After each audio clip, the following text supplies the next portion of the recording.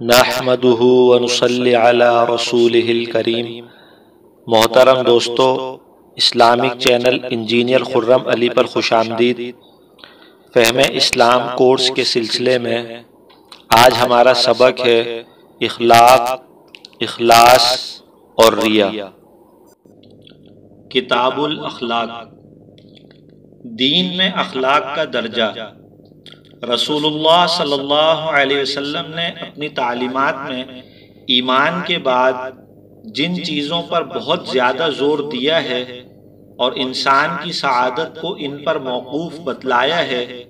ان میں سے ایک یہ بھی ہے کہ انسان اخلاق حسنہ اختیار کرے اور برے اخلاق سے اپنی حفاظت کرے۔ رسول اللہ صلی اللہ علیہ وسلم کی بعثت کے جن مقاصد کا قرآن مجید میں ذکر کیا گیا ہے، ان میں سے ایک یہ بھی بتایا گیا ہے کہ آپ صلی اللہ علیہ وسلم کو انسانوں کا تزکیہ کرنا ہے، وَيُزَكِّيهِمْ، اور اس تزکیے میں اخلاق کی اصلاح اور درستی کی خاص اہمیت ہے۔ اخلاص کی درستی اور اس کو اللہ جل شانہ کے احکام کے مطابق بنانا اتنا ہی ضروری اور اتنا ہی اہم اور واجب ہے جتنا کہ عبادات کو بجا لانا ضروری ہے۔ اخلاق کا مطلب عرف عام میں کچھ اور سمجھا جاتا ہے اور جو اخلاق شریعت میں مطلوب ہیں وہ کچھ اور ہیں۔ عرف عام میں اخلاق اس کو کہتے ہیں کہ ذرا مسکرا کر کسی سے مل لیا، اس کے ساتھ خندہ پیشانی سے نرمی سے بات کر لی، اس کو کہتے ہیں کہ یہ بہت خوش اخلاق آدمی ہے، اس کے اخلاق بہت اچھے ہیں۔ لیکن جس اخلاق کی شریعت میں حیثیت ہے اور جس اخلاق کا مطالبہ دین نے ہم سے کیا ہے، اس کا مفہوم اس سے بہت زیادہ وسیع ہے۔ صرف اتنی بات نہیں ہے کہ لوگوں سے خندہ پیشانی سے مل لے، اگرچہ یہ لوگوں سے خندہ پیشانی سے ملنا بھی اس کا ایک نتیجہ ہوتا ہے، لیکن اصل اخلاق یہ نہیں، بلکہ اصل اخلاق انسان کے باطن کی، اس کے دل کی، اس کی روح کی ایک صفت ہے۔ انسان کے باطن کے اندر مختلف قسم کے جذبات، خیالات اور خواہشات پروان چڑھتی ہیں، ان اخلاق کی بنیادیں کہتے ہیں اور ان کو درست کرنے کی ضرورت پر زور دیا گیا ہے۔ خوش اخلاقی کی فضیلت اور اہمیت۔ حضرت عبداللہ بن عمر رضی اللہ عنہ سے روایت ہے کہ رسول اللہ صلی اللہ علیہ وسلم نے ارشاد فرمایا، تم میں سب سے اچھے وہ لوگ ہیں جن کے اخلاق اچھے ہیں۔ حضرت ابو ہریرہ رضی اللہ عنہ سے روایت ہے کہ رسول اللہ صلی اللہ علیہ وسلم نے ارشاد فرمایا، ایمان والوں میں سب سے زیادہ کامل ایمان والے وہ لوگ ہیں جو اخلاق میں زیادہ اچھے ہیں۔ مطلب یہ ہے کہ ایمان اور اخلاق میں ایسی نسبت ہے کہ جس کا ایمان کامل ہوگا اس کے اخلاق بھی لازماً بہت اچھے ہوں گے۔ حضرت ابو دردہ رضی اللہ عنہ سے روایت ہے کہ رسول اللہ صلی اللہ علیہ وسلم نے ارشاد فرمایا، قیامت کے دن مومن کے میزان عمل میں سب سے زیادہ وزنی اور بھاری چیز جو رکھی جائے گی وہ اس کے اچھے اخلاق ہوں گے۔ اخلاص و للہیت۔ حضرت عمر بن خطاب رضی اللہ عنہ سے روایت ہے کہ میں نے حضور صلی اللہ علیہ وسلم کو یہ ارشاد فرماتے ہوئے سنا کہ سب انسانی اعمال کا دار و مدار صرف نیتوں پر ہے۔ اس حدیث کا اصل منشا امت پر اس حقیقت کو واضح کرنا ہے کہ تمام اعمال کی صلاح و فساد اور مقبولیت و مردودیت کا مدار نیت پر ہے، یعنی اللہ کے ہاں وہ عمل قابل قبول ہوگا جو اچھی نیت سے کیا گیا ہو، اور جو نیک کام کسی بری غرض اور فاسد نیت سے کیا گیا ہو وہ قابل قبول نہیں ہوگا، بلکہ نیت کے مطابق فاسد اور مردود ہوگا، اگرچہ ظاہر میں اچھا معلوم ہو رہا ہو۔ الغرض اللہ کے ہاں صرف وہی عمل کام آئے گا جو اچھی نیت سے، یعنی صرف رضائے الہی کے لیے کیا گیا ہو۔ دین کی خاص اصطلاح میں اسی کا نام اخلاص ہے۔ اخلاص کا مطلب یہ ہے کہ ہر اچھا کام یا کسی کے ساتھ اچھا برتاؤ صرف اس لیے اور اس نیت سے کیا جائے کہ ہمارا خالق و پروردگار ہم سے راضی ہو، ہم پر رحمت فرمائے اور ہم اس کی ناراضگی اور غضب سے محفوظ رہیں۔ رسول اللہ صلی اللہ علیہ وسلم کے ارشاد کے مطابق تمام اچھے اعمال کی روح اور جان یہی اخلاص نیت ہے۔ اگر بظاہر اچھے سے اچھے اعمال اس سے خالی ہوں اور ان کا مقصود رضائے الہی نہ ہو بلکہ نام و نمود ہو تو اللہ کے نزدیک ان کی کوئی قیمت نہیں اور اس پر کوئی ثواب ملنے والا نہیں۔ اس کی مثال یوں سمجھ لیجئے کہ کوئی شخص ہے جو آپ کی بڑی خدمت کرتا ہے، آپ کو ہر طرح آرام پہنچانے اور خوش رکھنے کی کوشش کرتا ہے، لیکن اگر کسی طرح سے آپ کو یہ معلوم ہو جائے کہ اس کو آپ کے ساتھ کوئی خلوص نہیں ہے بلکہ یہ اس کا برتاؤ اپنی کسی ذاتی غرض کے لیے ہے یا وہ آپ سے اپنا کوئی کام نکلوانا چاہتا ہے، تو پھر آپ کے دل میں اس کی اور اس کے اس برتاؤ کی کوئی قدر و قیمت نہیں رہتی۔ بس یہی معاملہ اللہ کا ہے، صرف اتنا فرق ہے کہ ہم دوسروں کے دلوں کا حال نہیں جانتے اور اللہ ہمارے دلوں اور ان کی نیتوں کا حال جانتے ہیں، کیونکہ ہم جس عالم میں رہتے ہیں اس کو عالم ظاہر اور شہادت کہا جاتا ہے، یعنی یہاں ہم ہر شخص کا صرف ظاہری چال چلن دیکھ کر ہی اس کے متعلق اچھی یا بری رائے قائم کر سکتے ہیں، اسی کے مطابق اس کے ساتھ معاملہ کر سکتے ہیں، کیونکہ ہم دلوں کے بھیدوں اور سینوں کے رازوں کے دریافت کرنے سے عاجز ہیں۔ جیسے حضرت فاروق اعظم رضی اللہ عنہ نے فرمایا، یعنی ہمارا کام ظاہر پر حکم لگانا ہے اور چھپے ہوئے راز اللہ کے سپرد ہیں، لیکن عالم آخرت میں فیصلہ فرمانے والے خود اللہ تعالیٰ ہوں گے جو علام الغیوب ہیں، اور وہ یہ فیصلہ نیتوں اور دل کے ارادوں سے فرمائیں گے۔ پس اس کے جن بندوں کا یہ حال ہے کہ وہ اس کی خوشنودی اور رحمت کی طلب میں اچھے اعمال کرتے ہیں تو وہ ان اعمال کو قبول کر کے ان سے راضی ہوتا ہے اور ان پر رحمت نازل فرماتا ہے، اور آخرت میں اس کی رضا اور رحمت کا پورا ظہور ہوگا۔ اور جو لوگ اچھے اعمال نام و نمود اور شہرت کے لیے کرتے ہیں تو ان کو یہ مقاصد دنیا میں تو حاصل ہو جائیں گے، مگر آخرت میں وہ اللہ کی رضا اور رحمت سے محروم رہیں گے، اور ان کی اس محرومی کا پورا ظہور آخرت ہی میں ہوگا۔ جیسا کہ حدیث شریف میں وارد ہے، حضرت ابو ہریرہ رضی اللہ عنہ سے روایت ہے کہ رسول اللہ صلی اللہ علیہ وسلم نے ارشاد فرمایا، سب سے پہلا شخص جس کے خلاف قیامت کے دن دوزخ میں ڈالے جانے کا فیصلہ عدالت خداوندی کی طرف سے دیا جائے گا، ایک آدمی ہوگا جو میدان جہاد میں شہید کیا گیا ہوگا۔ یہ محض اللہ تعالیٰ کے سامنے لایا جائے گا، پھر اللہ اس کو بتائیں گے کہ میں نے تجھے کیا کیا نعمتیں دی تھی۔ وہ اللہ کی دی ہوئی سب نعمتوں کا اقرار کرے گا، پھر اللہ تعالیٰ اس سے پوچھیں گے کہ بتا تو ان نعمتوں سے کیا کیا کام لیا اور کن مقاصد کے لیے ان کو استعمال کیا۔ وہ کہے گا کہ میں نے تیری راہ میں جہاد کیا یہاں تک کہ میں شہید کر دیا گیا۔ اللہ تعالیٰ فرمائیں گے کہ تو جھوٹ کہتا ہے، تو نے جہاد میں حصہ اس نیت سے لیا تھا کہ تیری بہادری کے چرچے ہوں،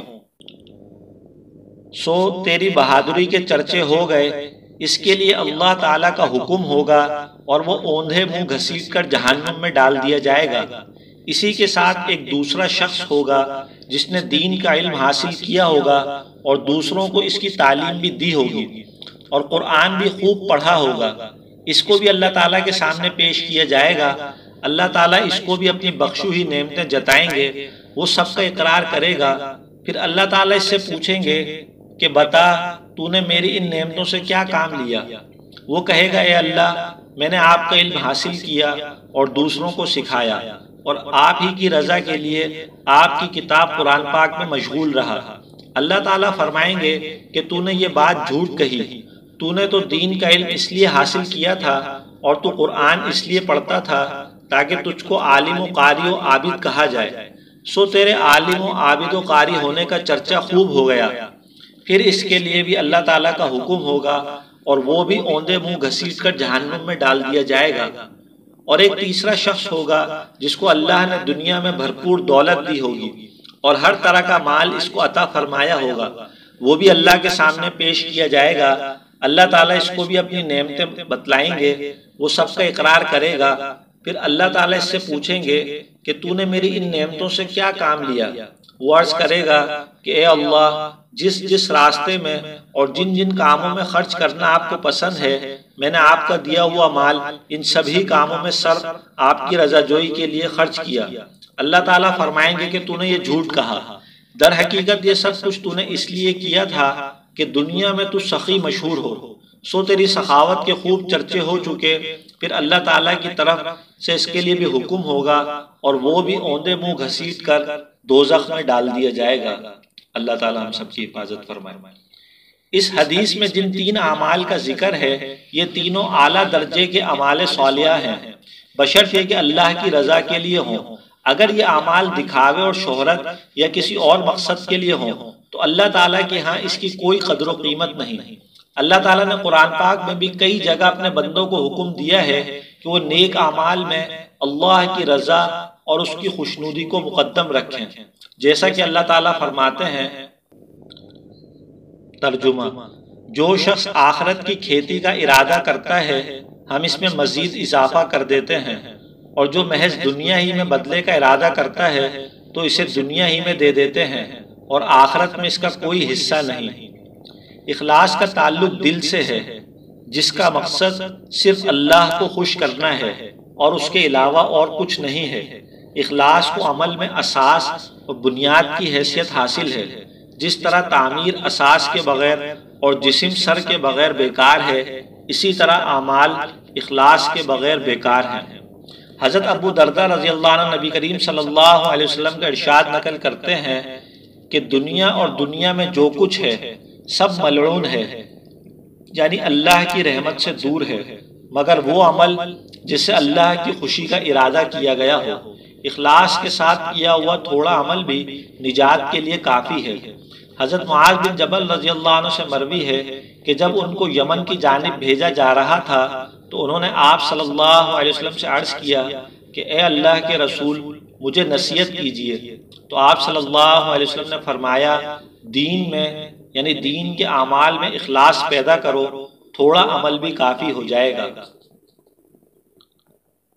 ریا کی تعریف۔ ریا اخلاص کی ضد ہے۔ اس کے معنی یہ ہے کہ لوگوں کو دکھلانے کے لیے نیک عمل کرنا تاکہ لوگوں کے دلوں میں اس کی قدر و منزلت ہو۔ ریا کو حدیث شریف میں شرک خفی، پوشیدہ شرک کہا گیا ہے، جیسے کہ حدیث پاک میں حضرت ابو سعید رضی اللہ عنہ فرماتے ہیں کہ ایک دن ہم لوگ آپس میں مسیح دجال کے فتنے اور اس کے ابتلا آزمائش کا ذکر کر رہے تھے کہ رسول کریم صلی اللہ علیہ وسلم ہمارے پاس تشریف فرما ہوئے اور فرمانے لگے کہ کیا میں تمہیں اس چیز کے بارے میں نہ بتاؤں جو میرے نزدیک تمہارے حق میں مسیح دجال کے فتنے سے بھی زیادہ خوفناک ہے۔ ہم نے عرض کیا کہ جی ہاں اے اللہ کے رسول۔ آپ صلی اللہ علیہ وسلم نے فرمایا وہ چیز شرک خفی ہے۔ آگے خود شرک خفی کی مثال بیان فرماتے ہیں، مثلا ایک آدمی نماز کے لیے کھڑا ہوتا ہے اور نماز پڑھتا ہے، اور اس نماز کے تمام ارکان یا بعض ارکان میں زیادہ صرف اس لیے کرتا ہے، یعنی ان کو بہت اچھی طرح اور خشوع سے ادا کرتا ہے کہ لوگ یہ کہیں یا سمجھیں کہ فلاں آدمی بڑا نمازی ہے، بڑے خشوع خضوع والا ہے، تو یہ ریا ہے، اور اسی کو شرک خفی اور شرک اصغر کہا گیا ہے، اور یہ بہت سنگین گناہ ہے۔ چنانچہ حدیث شریف میں ہے، حضرت محمود بن لبید رضی اللہ عنہ سے روایت ہے کہ نبی کریم صلی اللہ علیہ وسلم نے فرمایا، مسلمانوں سب سے زیادہ خوفناک چیز جس میں تمہیں ڈراتا ہوں شرک اصغر، چھوٹے درجے کا شرک ہے۔ صحابہ رضی اللہ عنہ عرض کہ یا رسول اللہ وہ شرک اصغر کیا ہے؟ آپ صلی اللہ علیہ وسلم نے فرمایا کہ ریا۔ حضرت شداد بن اوس رضی اللہ عنہ کے بارے میں منقول ہے کہ ایک موقع پر وہ رونے لگے تو ان سے پوچھا گیا کہ آپ کو کس چیز نے رلایا؟ انہوں نے جواب دیا کہ مجھے اس بات نے رلایا ہے جو میں نے رسول اللہ صلی اللہ علیہ وسلم سے سنی تھی، اس وقت مجھے وہ یاد آ گئی تو میں رونے پر مجبور ہو گیا۔ وہ بات یہ ہے کہ آپ صلی اللہ علیہ وسلم فرمایا کرتے تھے کہ مجھے اپنی امت پر شرک اور چھپی ہوئی خواہشات کا خوف ہے۔ حضرت شداد کہتے ہیں کہ میں نے عرض کیا یا رسول اللہ کہ آپ کی امت آپ صلی اللہ علیہ وسلم کے بعد شرک میں مبتلا ہو جائے گی؟ آپ صلی اللہ علیہ وسلم نے فرمایا ہاں، یاد رکھو کہ میری امت کے لوگ سورج کو نہیں پوجیں گے، نہ چاند کو، نہ پتھر کو، اور نہ کھلم کھلا بت پرستی کریں گے، لیکن لوگوں کو دکھلانے کے لیے نیک کام کریں گے، اور یہ شرک خفی ہے۔ امیر المومنین حضرت عمر بن خطاب رضی اللہ عنہ سے روایت ہے کہ وہ ایک دن رسول اللہ صلی اللہ علیہ وسلم کی مسجد میں تشریف لے گئے تو انہوں نے حضرت معاذ بن جبل رضی اللہ عنہ کو نبی کریم صلی اللہ علیہ وسلم کی قبر مبارک کے پاس بیٹھ کر روتا ہوا پایا۔ حضرت عمر رضی اللہ عنہ نے ان سے پوچھا کہ کیوں رو رہے ہو؟ حضرت معاذ رضی اللہ عنہ نے جواب دیا کہ مجھے ایک بات کی یاد نے رلا دیا جس کو میں نے رسول اللہ صلی اللہ علیہ وسلم سے سنا تھا۔ میں نے رسول کریم صلی اللہ علیہ وسلم کو یہ فرماتے ہوئے سنا کہ تھوڑا ریا بھی شرک ہے۔ رسول اللہ صلی اللہ علیہ وسلم کے ان ارشادات کا اصل مقصد اپنے امتیوں کو اس خطرے سے خبردار کرنا ہے تاکہ وہ ہوشیار رہیں اور اس خفی قسم کے شرک سے بھی اپنے دلوں کی حفاظت کرتے رہیں۔ ایسا نہ ہو کہ شیطان ان کو اس پوشیدہ شرک میں مبتلا کر کے تباہ و برباد کر دے۔ حضرت شداد بن اوس رضی اللہ عنہ فرماتے ہیں کہ میں نے رسول اللہ صلی اللہ علیہ وسلم کو یہ ارشاد فرماتے ہوئے سنا کہ جس نے دکھاوے کے لیے نماز پڑھی اس نے شرک کیا، اور جس نے دکھاوے کے لیے روزہ رکھا اس نے شرک کیا، اور جس نے دکھاوے کے لیے صدقہ و خیرات کیا اس نے شرک کیا۔ حقیقی شرک تو یہ ہے کہ اللہ کی ذات و صفات یا اس کے افعال اور اس کے خاص حقوق میں کسی دوسرے کو شریک کیا جائے یا اللہ کے سوا کسی اور کی بھی عبادت کی جائے۔ اس شرک کو شرک حقیقی یعنی شرک اکبر کہتے ہیں۔ اس کا کرنے والا کافر ہوتا ہے۔ اور شرک خفی یہ ہے کہ کوئی اللہ کی عبادت یا کوئی نیک عمل اللہ کی رضا جوئی اور رحمت طلبی کے بجائے لوگوں کے دکھاوے کے لیے کرے، یعنی نیک کام اس نیت سے کرے کہ لوگوں میں عبادت گزار، بزرگ اور نیک مشہور ہو۔ اس کو ریا کہتے ہیں۔ ایسے ریاکار سے اللہ قیامت کے دن فرمائیں گے کہاں ہے وہ جس کے لیے عمل کیا تھا، اس سے اس کا اجر و بدلہ لے لے، جس کے حدیث شریف میں وارد ہے۔ حضرت ابو سعید بن ابی فضالہ رضی اللہ عنہ رسول اللہ صلی اللہ علیہ وسلم سے نقل کرتے ہیں کہ آپ صلی اللہ علیہ وسلم نے فرمایا قیامت کے دن جس کے آنے میں کوئی شک نہیں ہے سب آدمیوں کو جمع کریں گے، تو ایک منادی اعلان کرے گا کہ جس شخص نے اپنے کسی ایسے عمل میں جو اس نے اللہ کے لیے کیا کسی اور کو بھی شریک کیا تھا وہ اس کا ثواب اسی سے جا کر طلب کر لے، کیونکہ اللہ سب شرکا سے زیادہ بے نیاز ہے۔ اس حدیث شریف کا اصل مقصد اللہ کے لیے کیے جانے والے عمل کو ریا اور اس کی آمیزش سے پاک رکھنا ہے، کیونکہ دنیا کا دستور یہ ہے کہ لوگ اپنے معاملات اور کاروبار میں ایک دوسرے کے شریک بنتے ہیں اور وہ اس شرکت پر راضی اور خوش بھی ہوتے ہیں، حتیٰ کہ ان میں سے ہر ایک شریک اپنے دوسرے شریک کے معاملات اور کاروبار میں پورا شریک ہوتا ہے۔ لیکن اللہ تعالیٰ کا معاملہ بالکل برعکس ہے، وہ ہر قسم کی شرکت سے منزہ و مطہر ہے، کیونکہ ہر مخلوق اور ہر چیز اسی کی محتاج ہے مگر وہ کسی کا محتاج نہیں۔ حتیٰ کہ وہ نیک عمل جس میں ذرہ برابر بھی ریا آ جائے تو اللہ تعالیٰ اس کو قبول نہیں فرماتے، بلکہ صرف اسی عمل کو قبول فرماتے ہیں جو خالص اسی کے لیے کیا گیا ہو۔ بہرحال حقیقت یہ ہے کہ ریا ایک ایسا جذبہ ہے جس سے پوری طرح بچنا ممکن نہیں ہے اور ہر حالت میں حقیقی اخلاص کا پایا جانا بھی مشکل ہے۔ اسی لیے علماء نے لکھا ہے کہ کسی کے منہ سے اپنی تعریف سن کر خوش ہونا ریا کے پائے جانے کی علامت ہے۔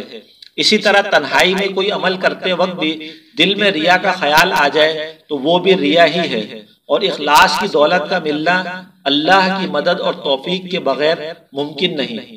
علماء اکرام نے ریا سے بچنے کے لیے ایک بہترین صورت بیان کی ہے، وہ یہ کہ اگر کوئی شخص کوئی نیک کام کر رہا ہو اور کسی عبادت اور طاعت میں مشغول ہو اور لوگ اس کو وہ نیک کام اور عبادت کرتے ہوئے دیکھ لیں تو اس کو چاہیے کہ اس وقت اپنے اندر اس بات پر خوشی اور مسرت کے جذبات پیدا کرے کہ اللہ تعالیٰ نے اپنے فضل و کرم اور لطف و عنایت سے نیک عمل کی توفیق عطا فرمائی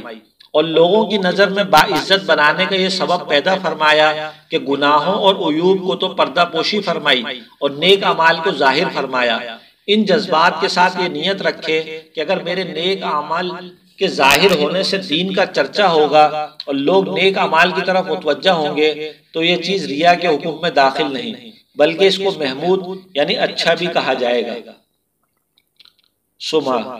سما کے معنی یہ ہے کہ وہ کام جو لوگوں کے سنانے اور شہرت حاصل کرنے کے لیے کیا جائے۔ عام طور پر اس لفظ کا استعمال ریا کے ساتھ ہے، مگر ریا کا تعلق دکھانے کے ساتھ ہوتا ہے اور سما کا تعلق سنانے کے ساتھ ہے۔ حدیث شریف میں سما کی بھی سخت ممانعت اور وعید وارد ہوئی ہے۔ حضرت عبداللہ بن عمر رضی اللہ عنہ سے روایت ہے کہ انہوں نے رسول کریم صلی اللہ علیہ وسلم کو ارشاد فرماتے ہوئے سنا کہ جو شخص اپنے عمل کو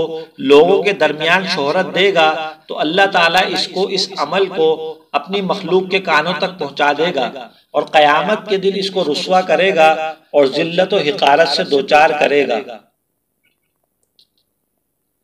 حضرت جندب رضی اللہ عنہ سے روایت ہے کہ رسول اللہ صلی اللہ علیہ وسلم نے فرمایا جو شخص کوئی عمل ریا اور شہرت دینے کے لیے کرے گا اللہ تعالیٰ اس کو شہرت دے گا، اور جو کوئی دکھاوے کے لیے کوئی نیک عمل کرے گا تو اللہ تعالیٰ اس کو خوب دکھائے گا۔ مطلب یہ کہ جو شخص کوئی نیک کام محض شہرت اور ناموری اور عزت اور جاہ کے حاصل کرنے کے لیے کرے گا تو اللہ تعالیٰ اس دنیا میں اس کے ان عیوب اور برے کاموں کو اپنی مخلوق کے سامنے ظاہر فرما دیں گے جن کو وہ چھپاتا ہے، اور لوگوں کی نظر میں اس کو ذلیل اور رسوا کریں گے، اور جہنم کے عذاب سے پہلے اس کو ایک سزا یہ ملے گی کہ اللہ تعالیٰ اپنی مخلوق کے سامنے اس کی حقیقت کو کھول دیں گے کہ یہ شخص مخلص نہیں تھا بلکہ ریاکار تھا، اور اس کے اس عمل کا ثواب اس کو نہیں دیا جائے گا بلکہ وہ ثواب صرف اس کو سنا اور دکھا دیا جائے گا تاکہ وہ حسرت اور افسوس کرے۔ اعمال صالحہ کی وجہ سے لوگوں میں اچھی شہرت اللہ کی ایک نعمت ہے۔ ریا اور شہرت کے بارے میں رسول اللہ صلی اللہ علیہ وسلم کے ارشادات نے صحابہ کرام رضوان اللہ علیہم اجمعین کو اتنا ڈرا دیا تھا کہ ان میں سے بعض کو یہ شبہ ہونے لگا کہ جس نیک عمل پر دنیا کے لوگ عمل کرنے والے کی تعریفیں کریں اور اس کی نیکی کا چرچا ہو اور لوگ اس کو اللہ کا نیک بندہ سمجھ کر اس سے محبت کرنے لگیں تو وہ عمل بھی اللہ کے ہاں مقبول نہ ہوگا، کیونکہ اس عمل کا دنیا میں شہرت اور محبت کی صورت میں بدلہ مل ہی گیا۔ اسی کے بارے میں رسول اللہ صلی اللہ علیہ وسلم سے سوال کیا گیا تھا، جس کے جواب میں آپ صلی اللہ علیہ وسلم نے فرمایا، جس کا مطلب ہے کہ کسی شخص کے نیک عمل کی شہرت ہو جانا اور لوگوں کا اس کی تعریف یا اس سے محبت کرنا کوئی بری بات نہیں ہے، بلکہ یہ سمجھنا چاہیے کہ یہ بدلہ اللہ ہی کی طرف سے آخرت میں ملنے والے اصل انعام سے پہلے اس دنیا میں نیک صلہ اور اس بندے کی مقبولیت اور محبوبیت کی خوشخبری اور علامت ہے۔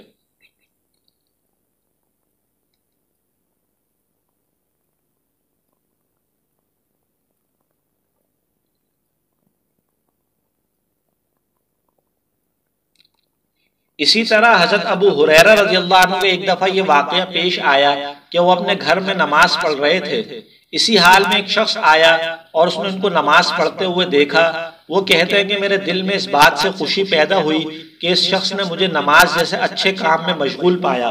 پھر انہوں نے اس کا ذکر رسول اللہ صلی اللہ علیہ وسلم سے کیا تاکہ خدا نہ خواستہ اگر یہ بھی ریاکاری کی کوئی شاخ ہو تو اس سے توبہ اور استغفار کی جائے۔ آپ صلی اللہ علیہ وسلم نے ان کو اطمینان دلایا کہ یہ ریا نہیں ہے، بلکہ تم کو اس صورت میں خلوت کی نیکی کا بھی ثواب ملے گا اور جلوت کی نیکی کا بھی۔ اس حدیث سے معلوم ہوا کہ جو اعمال صالح اخلاص کے ساتھ اللہ ہی کے لیے کیے جائیں لیکن عمل کرنے والے کے ارادہ اور کوشش کے بغیر اللہ کے دوسرے بندوں کو ان کا علم ہو جائے اور پھر اس کو اس سے خوشی ہو تو یہ اخلاص کے خلاف نہیں ہے۔ اسی طرح اگر کوئی شخص کوئی نیک عمل اس لیے لوگوں کے سامنے کرتا ہے کہ وہ اس کی اقتداء کریں اور اس کو سیکھیں تو یہ بھی ریا نہ ہوگا، بلکہ اس صورت میں اللہ کے اس بندے کو تعلیم اور تبلیغ کا بھی ثواب ملے گا۔ اللہ تعالی ہم سب کو حقیقت اخلاص نصیب فرمائے، اپنا مخلص بندہ بنائے اور ریا و سمعہ جیسے مہلکات سے ہمارے قلوب کی حفاظت فرمائے، آمین۔